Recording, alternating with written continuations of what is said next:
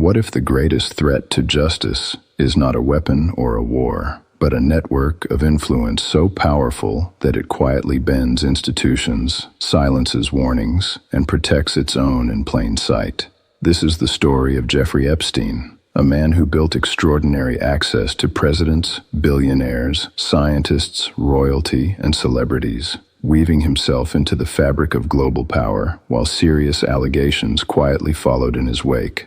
Long before his name became synonymous with scandal, Epstein carefully constructed an image of financial brilliance and intellectual depth, presenting himself as a discreet money manager trusted by the world's elite. He understood that reputation is often more powerful than credentials, and he leveraged mystery itself as a tool, allowing others to project significance onto him without fully understanding how his wealth was made. Born in Brooklyn, New York, in 1953, Epstein came from a modest background, far removed from the opulent circles he would later inhabit.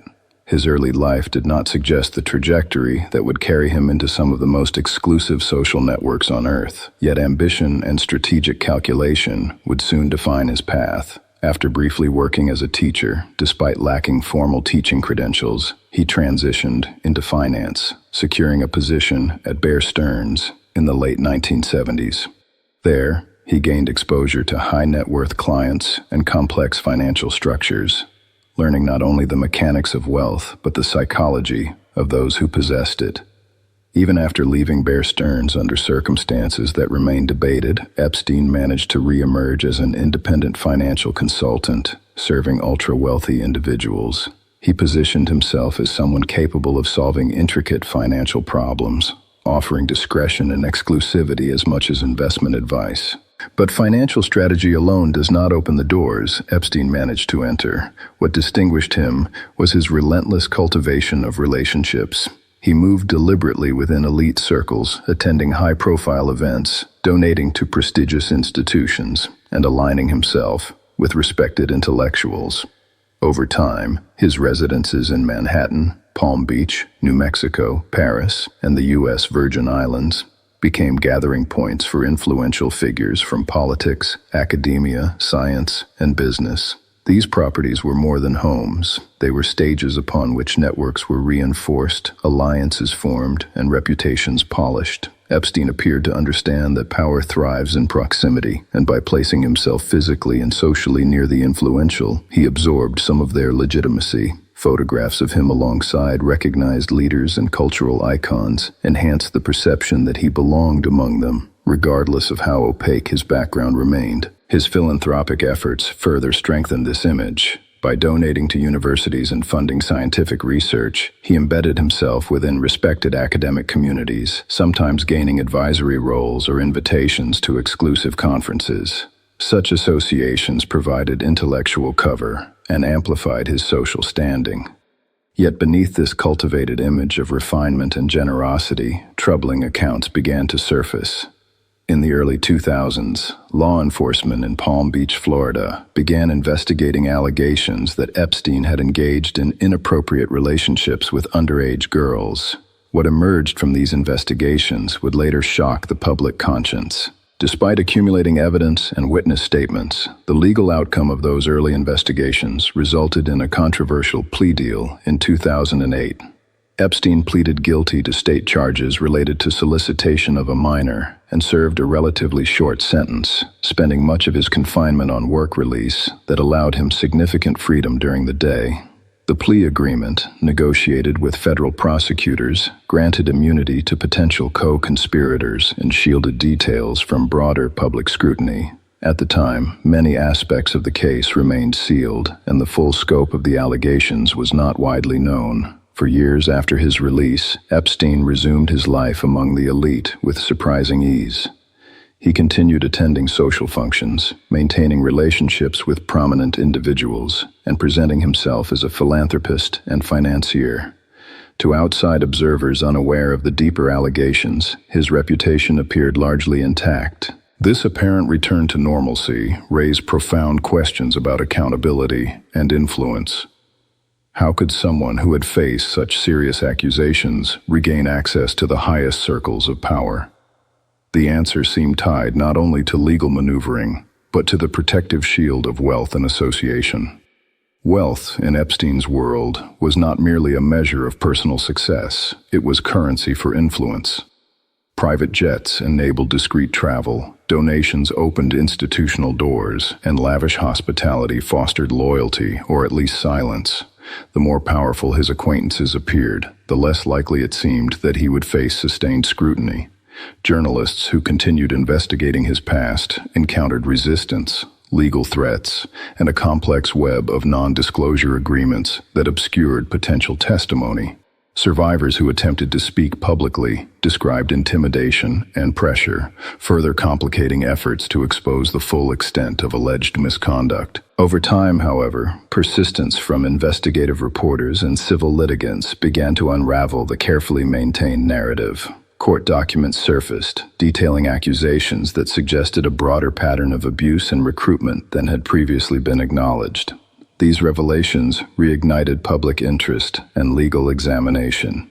In 2019, federal prosecutors in New York arrested Epstein on charges related to sex trafficking of minors, alleging that he had orchestrated a scheme spanning years and multiple properties. The arrest marked a dramatic turning point. Images of Epstein being taken into custody contrasted sharply with the polished socialite persona he had long cultivated. Suddenly, the network that once symbolized prestige became a focal point of suspicion. As the case progressed, attention shifted not only to Epstein himself, but to the broader system that had allowed him to operate for so long. Questions emerged about prosecutorial decisions, institutional oversight, and the responsibilities of those who had associated with him. The narrative expanded beyond individual wrongdoing to encompass structural failure. How had warnings been overlooked? Why had early allegations not resulted in more decisive action? What role did social connections play in shaping outcomes that appeared unusually lenient? Public outrage intensified as more details became known. Survivors spoke publicly about their experiences, describing patterns of manipulation, coercion, and exploitation. Their testimonies challenged the myth of Epstein as merely a misunderstood financier and reframed the story around harm and accountability. Then, in August 2019, Epstein was found dead in his jail cell while awaiting trial, with authorities ruling the death a suicide. His death generated immediate controversy, fueling speculation and distrust among a public already skeptical of institutional transparency. With his passing, many hoped for clarity through continued investigation into his associates and alleged enablers. Instead, uncertainty deepened, and unanswered questions multiplied. Court proceedings shifted toward civil cases and scrutiny of individuals within his social and professional orbit. The focus broadened to examine how influence can distort justice, how silence can shield misconduct, and how systems designed to protect the vulnerable can falter when confronted with wealth and power. Epstein's story became a lens through which society examined its own structures. It revealed the uncomfortable truth that access to privilege can create buffers against accountability. Exclusive environments often operate with minimal oversight, relying on trust and status rather than transparency. For years, Epstein moved within these environments with apparent confidence, his proximity to influential figures serving as a deterrent against deeper questioning. The optics of power often function as protection, discouraging scrutiny that might otherwise arise. The scandal forced institutions to confront difficult introspection. Universities reviewed donations, charities reassessed affiliations, and public figures faced questions about past associations. The ripple effects extended far beyond one individual. Yet even as investigations continued, many details remained obscured by sealed documents, legal complexities, and incomplete records. The full extent of Epstein's network, its mechanisms, and its beneficiaries remains a subject of ongoing inquiry. Ultimately, this is not solely a biography of one man's rise and fall. It is an examination of how influence can shape reality, how perception can override caution, and how institutional weaknesses can be exploited. Jeffrey Epstein's trajectory illustrates the intersection of ambition, secrecy, and privilege in a world where proximity to power can redefine consequences. His story challenges viewers to consider how easily systems can be manipulated when trust replaces oversight. As we begin this deeper exploration, the central question lingers. How did a man with opaque credentials and mounting allegations maintain access to the highest levels of society for so many years without decisive intervention? The answer lies not in a single decision or individual, but in a complex web of relationships, incentives, and failures that together formed a shield. Understanding that web requires examining not only Epstein's actions, but the environments that enabled them. In tracing this path, we confront broader themes of power, privilege, silence, and institutional responsibility. The Epstein case compels society to question how justice functions when confronted by wealth and status, and whether accountability can truly be equal. The story that unfolds is unsettling precisely because it does not fit into a simple narrative. It is layered, complex, and intertwined with some of the most influential institutions in modern life. As we move forward, the focus remains on documented evidence and verified accounts, seeking clarity in a case that continues to cast a long shadow. The rise of Jeffrey Epstein was built on access and perception. His fall exposed vulnerabilities that extend far beyond his own life. This investigation asks not only who Jeffrey Epstein was, but how a network of influence can grow so expansive that it appears untouchable, and what it means for society when that illusion is finally shattered. As federal charges in 2019 brought renewed scrutiny to Jeffrey Epstein's past, the focus widened beyond the allegations themselves and turned toward the intricate web of relationships that had defined his adult life. The question was no longer only about individual criminal conduct, but about the environment that allowed such conduct to remain obscured for so long, despite warning signs, complaints, and documented investigations. For years, Epstein had cultivated proximity to influence with deliberate precision. He attended exclusive gatherings where political leaders, corporate executives, academics, and cultural icons intersected. He understood that being seen in the right rooms could generate a protective aura, a perception that someone so well connected must be legitimate, must be trustworthy, must be important. Photographs and flight logs became symbols of this access, reinforcing the image of a man who moved comfortably among the powerful. These associations did not automatically imply wrongdoing on the part of others, yet they demonstrated how deeply embedded he had become within elite networks. The sheer breadth of his connections raised questions about how influence circulates in closed social systems. Investigative reporting revealed that Epstein's social strategy extended beyond casual networking. He offered financial support, introductions, and access to other influential individuals, creating a cycle of reciprocity. In elite circles, opportunities are often exchanged as favors rather than formal contracts, and Epstein appeared to exploit this culture of informal obligation. At the same time, allegations from survivors described a pattern of recruitment and exploitation that relied on secrecy and manipulation. Court filings and testimony suggested that young women were drawn into his orbit through promises of opportunity, financial assistance, or social advancement. The contrast between the public persona of a philanthropist and the private accusations of misconduct became increasingly stark. The controversial plea agreement in 2008 resurfaced as a focal point of public outrage. Federal prosecutors had granted Epstein a non-prosecution agreement that effectively shielded him from more severe federal charges at the time. Critics argued that the arrangement reflected unequal justice, suggesting that wealth and high-level connections may have influenced prosecutorial discretion. Legal experts debated the boundaries of prosecutorial authority and the ethical implications of such agreements. Survivors later challenged the deal in court, arguing that they had not been properly informed as required under federal law. Their legal fight became emblematic of a broader demand for transparency and accountability. As more documents were unsealed, the narrative grew more complex. Civil lawsuits exposed details about alleged patterns of abuse and about individuals within Epstein's professional and social sphere. Some former associates faced scrutiny for their roles, whether as employees, confidants, or intermediaries. The case highlighted how power structures can create layers of insulation. Staff members managed properties, coordinated travel, and scheduled meetings. Lawyers negotiated agreements and managed reputational risk. Financial advisors structured transactions, Each layer contributed to a system that functioned smoothly on the surface while concealing deeper issues. Media coverage intensified, examining not only Epstein's actions, but also the institutional responses that followed.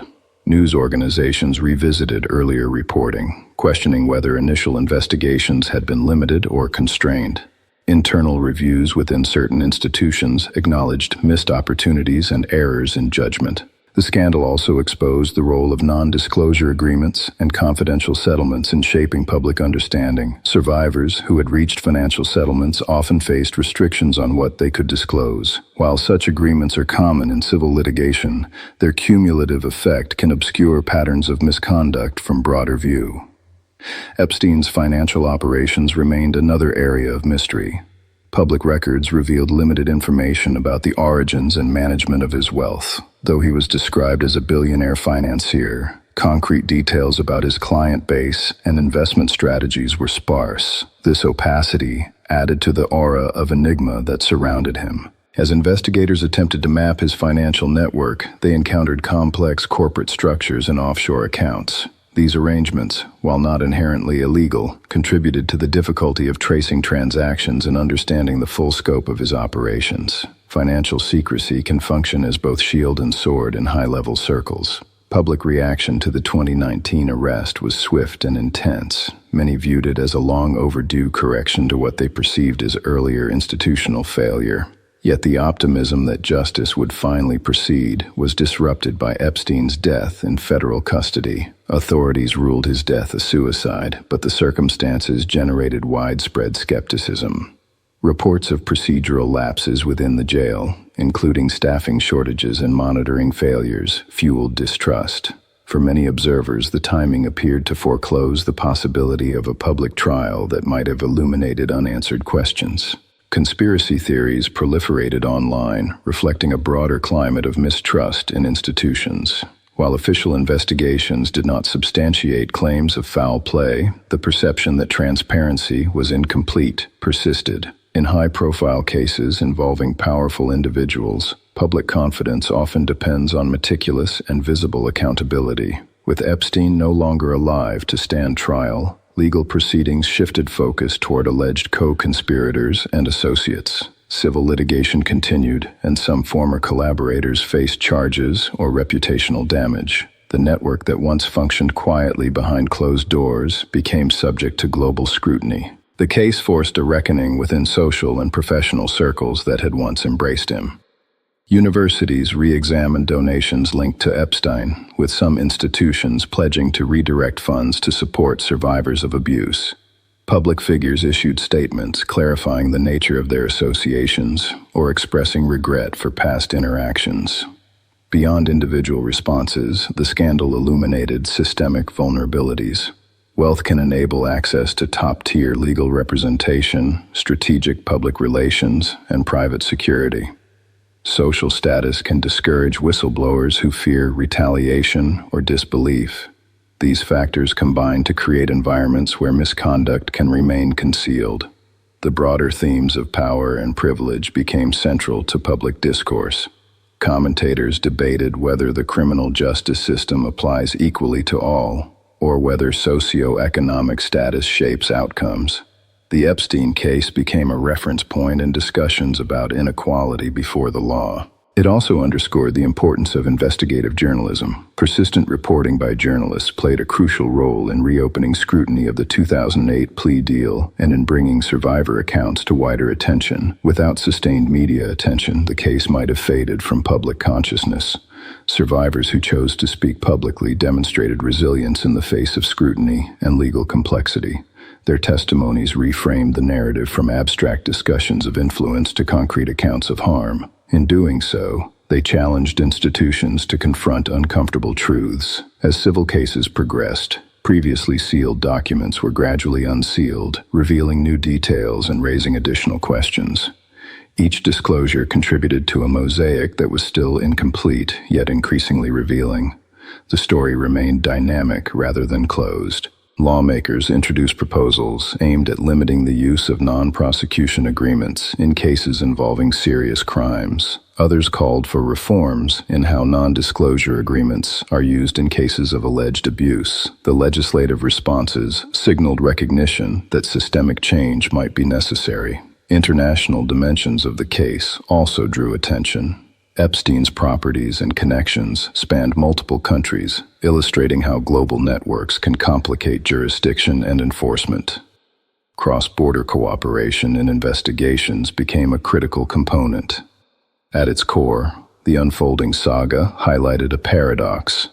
The same mechanisms that facilitate collaboration and innovation among elites can also enable concealment. Exclusive gatherings and private communications may foster trust, but they can also reduce oversight. The Epstein case became emblematic of the tension between privacy and transparency in high-level networks. Wealth affords privacy, but when privacy shields harm, the ethical balance shifts. Determining where that line lies remains an ongoing societal debate. For many observers, the most unsettling aspect was not merely the alleged crimes, but the duration over which they allegedly occurred without decisive interruption. Repeated warning signs, complaints, and investigations appeared insufficient to dismantle the network. This longevity suggested that influence can operate as a stabilizing force even in the face of serious accusations. When powerful individuals share social spaces, mutual reputational risk can discourage confrontation. Silence can become a collective strategy. Yet silence eventually fractured under the weight of evidence and public attention. Once the network came under sustained scrutiny, its resilience weakened. Associations that once conferred prestige began to carry reputational cost. As we continue examining the Epstein case, it becomes clear that the narrative extends beyond a single individual. It reflects broader patterns in how power is accumulated, protected, and sometimes abused. The interplay between personal ambition and institutional vulnerability defines much of the story. Understanding this interplay requires moving beyond sensational headlines toward structural analysis. How do systems incentivize discretion over disclosure? How do financial contributions shape institutional decisions? How do social hierarchies influence perceptions of credibility? These questions resonate far beyond this particular case. They challenge societies to evaluate whether safeguards are sufficient when confronted with concentrated wealth and influence. They compel institutions to assess their own accountability mechanisms. Part 2 of this story reveals that networks do not form spontaneously. They are cultivated through strategic relationships, reciprocal benefits, and shared incentives. Disentangling such networks is inherently difficult, especially when they span industries and borders. As investigations and legal proceedings continue to unfold, the legacy of the Epstein case remains contested. Some view it primarily as a criminal matter centered on individual culpability. Others see it as a systemic failure that demands structural reform. In truth, it may be both. Individual actions occurred within an environment shaped by power dynamics and institutional decisions. Addressing one without examining the other risks repeating the same patterns in different forms. The shadow cast by this case endures because many questions remain unresolved. Financial records are still being analyzed. Civil litigation continues. Public interest persists. Each development contributes to an evolving understanding of how influence operates. Ultimately, the second chapter of this narrative underscores that accountability is rarely automatic. It requires persistence, transparency, and willingness to confront uncomfortable realities. The story of Jeffrey Epstein forces society to examine not only what happened, but how it was allowed to happen. As the broader investigation into power, privilege, and protection unfolds, the lessons extend beyond any single courtroom. They challenge viewers to consider how networks are formed, how they function, and how they can be held accountable when trust is betrayed. The unfolding legal battles, the institutional reviews, and the public discourse all form part of a larger reckoning. Whether that reckoning leads to lasting reform remains uncertain, but the conversation it sparked continues to reshape how influence and justice are perceived. In confronting this complex web, we are reminded that power is rarely isolated. It is relational, interconnected, and sustained by systems that can either uphold integrity or enable harm. The Epstein case serves as a stark illustration of what can occur when oversight falters and influence prevails. In tracing this path, we confront broader themes of power, privilege, silence, and institutional responsibility. The Epstein case compels society to question how justice functions when confronted by wealth and status, and whether accountability can truly be equal. The story that unfolds is unsettling precisely because it does not fit into a simple narrative. It is layered, complex, and intertwined with some of the most influential institutions in modern life.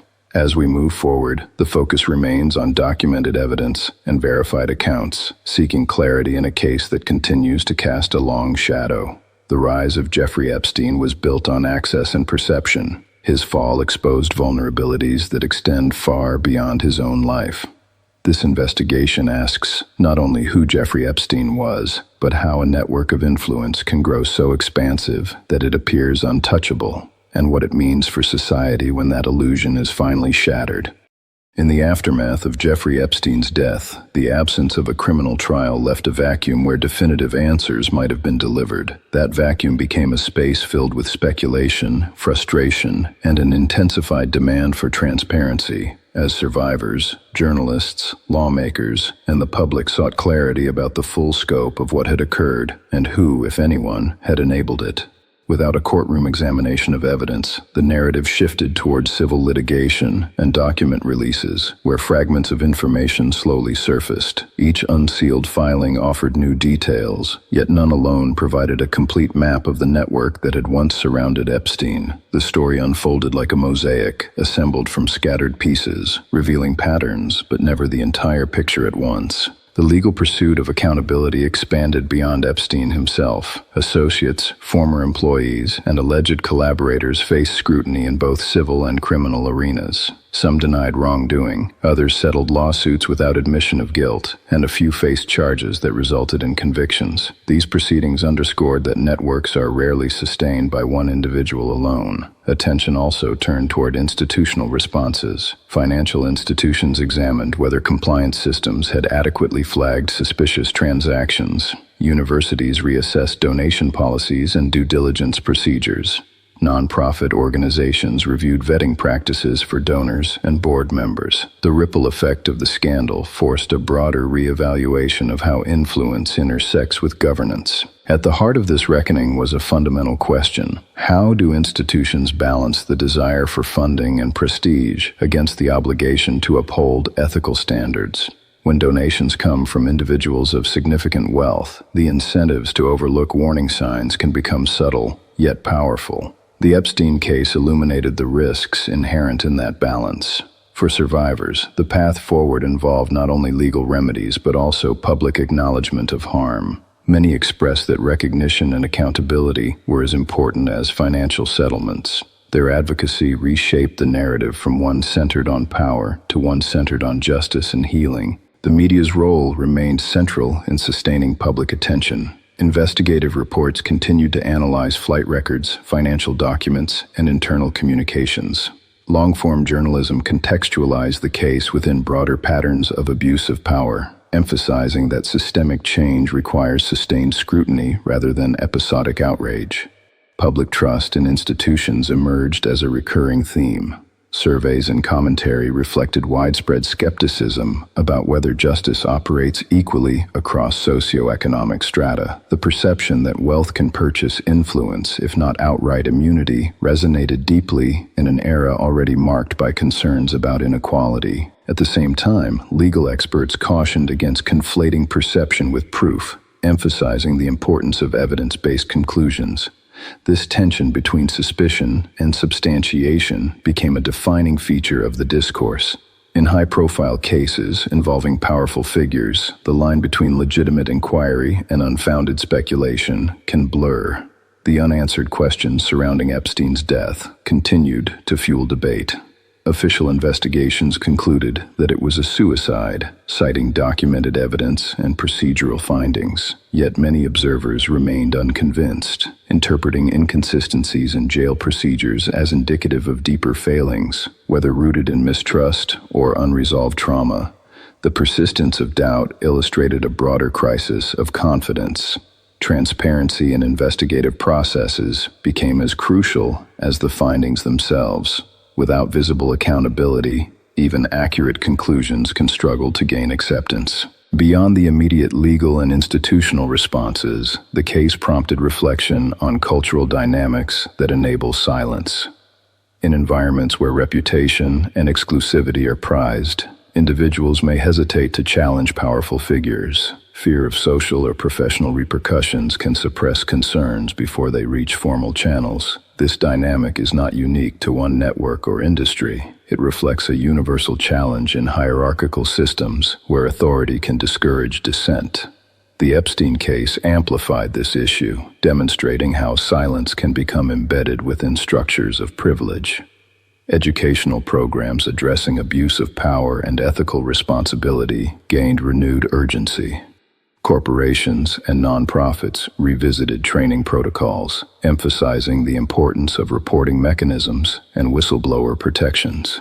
While such reforms cannot retroactively alter past events, they signal attempts to fortify safeguards. International observers also examined the implications for global governance. Cross-border financial flows, international travel, and multinational institutions complicate oversight. The case underscored the necessity of cooperation among regulatory bodies and law enforcement agencies across jurisdictions. Yet even as reforms were proposed, critics questioned whether incremental adjustments would be sufficient. Structural change often encounters resistance from entrenched interests. The challenge lies in transforming momentary public outrage into durable policy reform. The broader cultural conversation extended into discussions about celebrity and proximity to fame. In a media landscape that often elevates association as endorsement, being seen alongside influential figures can enhance credibility. The Epstein case exposed how such optics can mask underlying issues. It also revealed the limitations of surface-level vetting. Social endorsement is not equivalent to ethical validation. Institutions that rely solely on reputation without rigorous due diligence risk perpetuating blind spots. As the years pass, the Epstein scandal continues to function as a cautionary tale. It serves as a reminder that concentrated power demands proportionate oversight. The more insulated a network becomes, the more essential transparency becomes to counterbalance it. The case also challenges viewers to consider their own relationship with power structures. Public fascination with elite lifestyles and exclusive circles can inadvertently reinforce the mystique that shields those within them. Scrutiny must extend beyond moments of scandal to the everyday operations of influence. For survivors and advocates, the legacy of the case is intertwined with ongoing efforts to support victims of abuse. Foundations and organizations have expanded services, drawing lessons from past failures. The emphasis on survivor-centered approaches reflects an evolving understanding of justice. Legal scholars continue to analyze the implications of the 2008 plea agreement and subsequent challenges. Precedents established in this case may shape prosecutorial practices in future high-profile investigations. The interplay between discretion and accountability remains a subject of debate. Meanwhile, document releases and court decisions continue to add layers to the historical record. Each disclosure contributes to a cumulative understanding, even if definitive closure remains elusive. The story evolves as new information emerges. Ultimately, the Epstein case transcends the biography of one individual. It encapsulates broader tensions between wealth and equality, privacy and transparency, influence and accountability. These tensions are not confined to a single era. They are enduring features of complex societies. In examining how Epstein built and maintained influence, we confront uncomfortable truths about how easily systems can be leveraged by those with resources and strategic acumen. The convergence of money, access, and secrecy created conditions where oversight faltered. Yet the unraveling of that network demonstrates that influence is not invincible. Persistent investigation, survivor advocacy, and public engagement can disrupt even deeply entrenched structures.